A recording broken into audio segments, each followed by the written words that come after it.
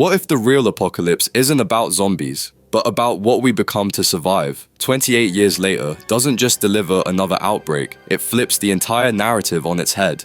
Gone are the days where the infected were the ultimate threat. Now, it's the survivors who terrify us the most. The film's ending shocked audiences and left everyone asking one haunting question: is humanity even worth saving anymore? Today, we're breaking down the chilling ending of 28 years later, the twisted birth of a new world, the rise of a terrifying faction, and what it all means for the future of this franchise. The world has rotted for nearly 3 decades. The Rage virus never fully disappeared. It simply carved out pockets of chaos where brutal survival replaced civilization. But for some, life managed to cling on. Spike, just a young boy, knows nothing of the world that existed before. His entire life has been lived on a fortified island, isolated from the mainland's horrors, safe, but not untouched by fear. Inside their small community, danger still lurks, only this time it's not outside the walls, but within his own family. His mother Isla suffers from violent fits of rage, not the virus, but something more mysterious.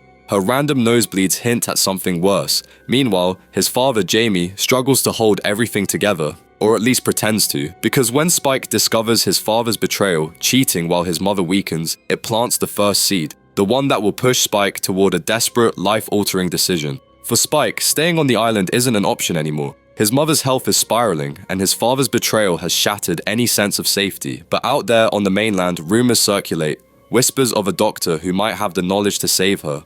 Most would never dare cross into the infected zone, but Spike isn't most people. Fueled by love, guilt, and a desperate hope, he risks everything. In the dead of night, with his weakened mother by his side, Spike escapes the island's walls. Every step forward is a gamble with death.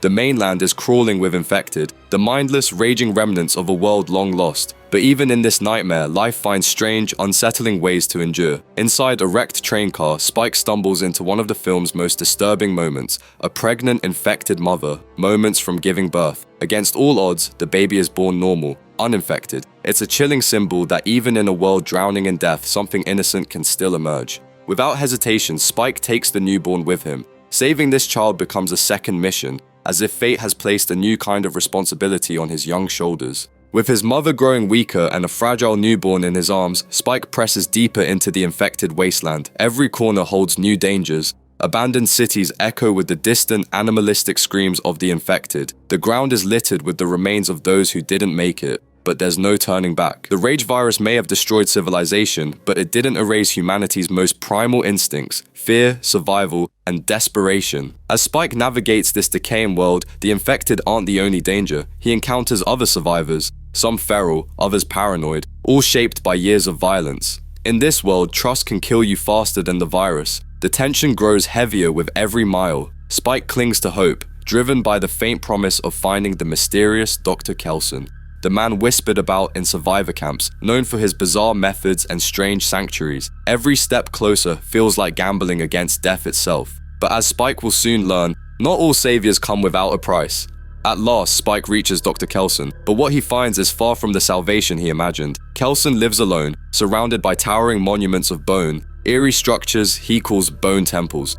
They stand as haunting memorials to the countless lives lost to the Rage virus. It's not just medicine Kelson practices here, it's a twisted form of mourning, almost religious in its devotion to death. Kelson examines Ela and delivers a crushing truth. She's not infected at all. Instead, cancer has been slowly devouring her from the inside, a death sentence no doctor can stop. For Spike, it's a moment that shatters every ounce of hope. But for Ela, it brings a strange kind of peace. She's tired of fighting, of pain, of watching her son suffer for her. In one of the film's most heartbreaking moments, Ela chooses to end her life on her own terms. She asks Kelson for mercy, to let her go peacefully before the cancer strips away what little dignity she has left. Kelson obliges, and as Isla slips away, Kelson leaves Spike with a chilling reminder: death comes for us all. The only way forward is to honor the dead and mourn them with love.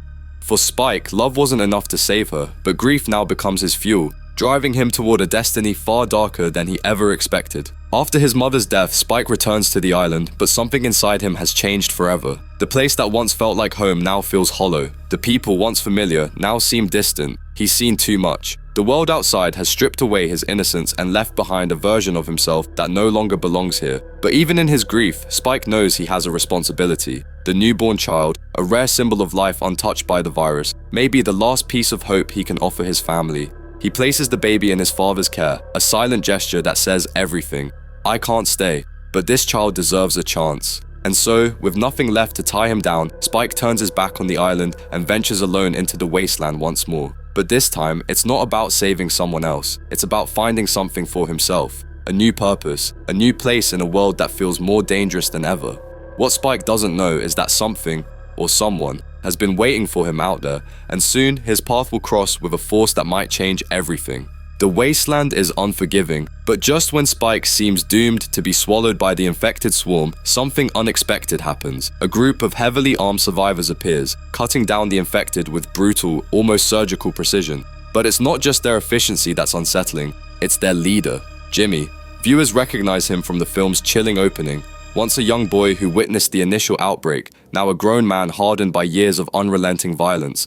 But Jimmy isn't just another survivor, he's built something far more dangerous, a following. His group operates like a cult, bound by strange rituals, matching uniforms, and a cold, unwavering ideology. For them, killing the infected isn't just survival, it's sacred. Jimmy offers Spike a place in his ranks, and in that moment, Spike faces a decision that could define his entire existence. Join this twisted brotherhood, or continue wandering a world where hope feels like a distant memory. The infected may be losing ground, but the rise of Jimmy's cult hints at something even more terrifying. A world where violence has become belief and where humanity's darkest instincts have replaced the very monsters they once feared.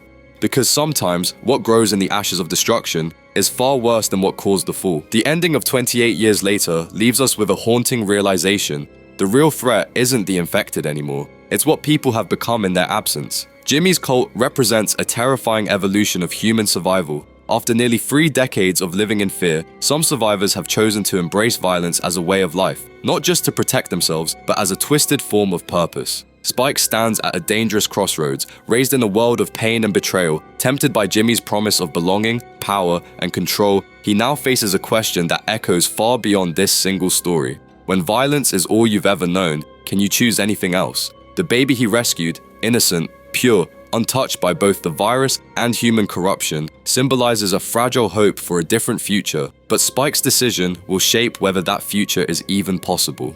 Thematically, 28 years later digs far deeper than a simple zombie thriller. It forces us to confront what happens when an entire generation is raised in trauma, how fear breeds extremism, how grief can lead people to either compassion or cruelty. And as the film closes, we're left uneasy. The world has survived the rage virus, but the infection of the human soul might be something far harder to cure. 28 years later doesn't just set the stage for another sequel, it leaves us staring into the heart of a world where humanity might be its own worst enemy.